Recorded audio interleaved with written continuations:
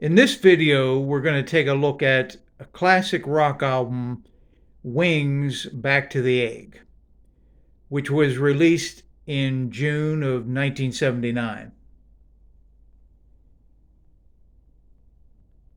The group was made up of Paul McCartney, former Beatle, his wife Linda, Denny Lane of the Moody Blues, and two new members to the band,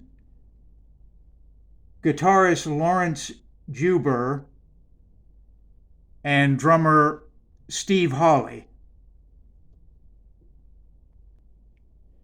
Now, this album was not a commercial success, and it would prove the end of Paul McCartney's band Wings. It failed to produce any top 40 hits, yet it's actually a very good album, and it's worth taking another look at if you haven't listened to the album for a while. It deserves a revisit, or certainly if it's your first time, it's worth a serious listen to.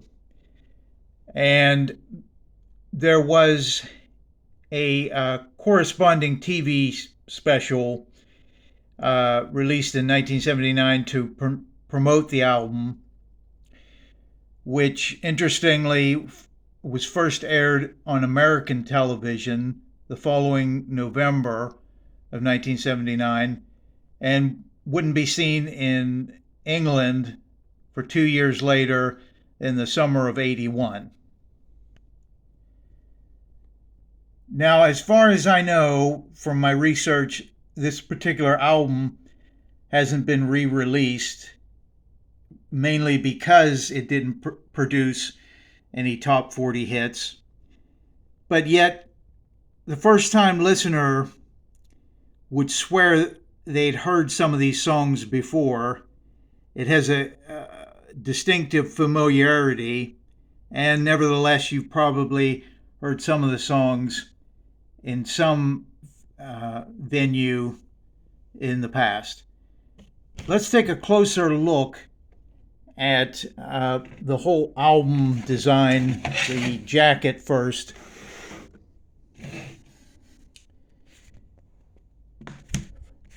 The back of the album showing the band members.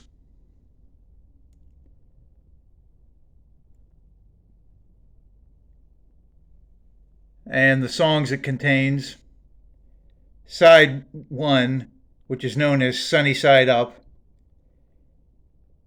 Reception, Getting Closer, We're Open Tonight, Spin It On, Again and Again and Again, Old Siam Sir, which is a favorite of mine, and Arrow Through Me, which interestingly was featured in the Chevy Chase movie Oh Heavenly Dog.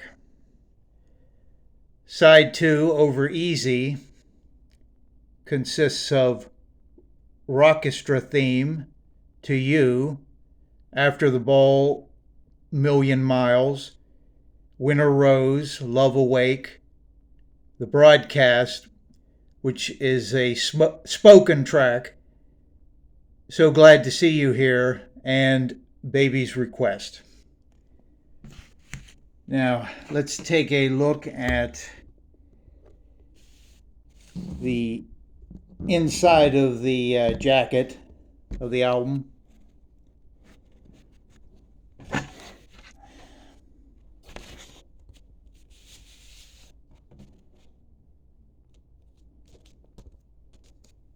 And we see inside there is this beautiful design, which at first glance just seems like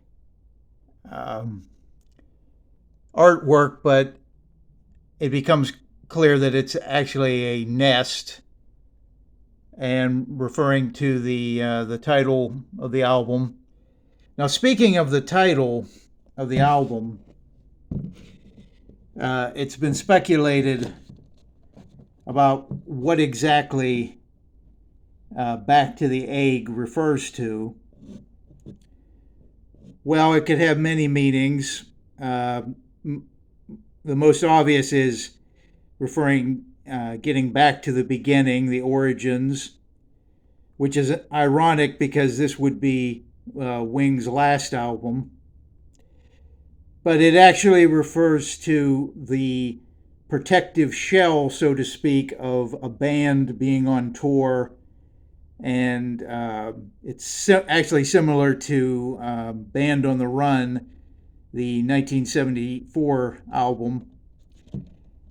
And there's the other side. There's the center of the record coming through, which is obviously a fried egg.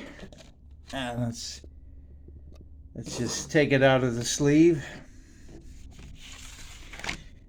Okay, one moment. There's the actual vinyl record itself.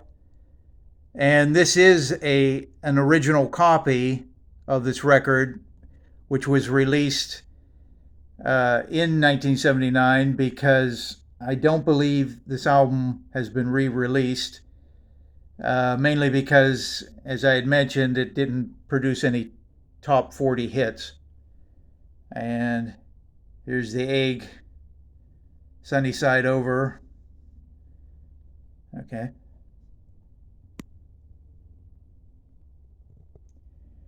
Now, what I like about this album is the fact that it isn't done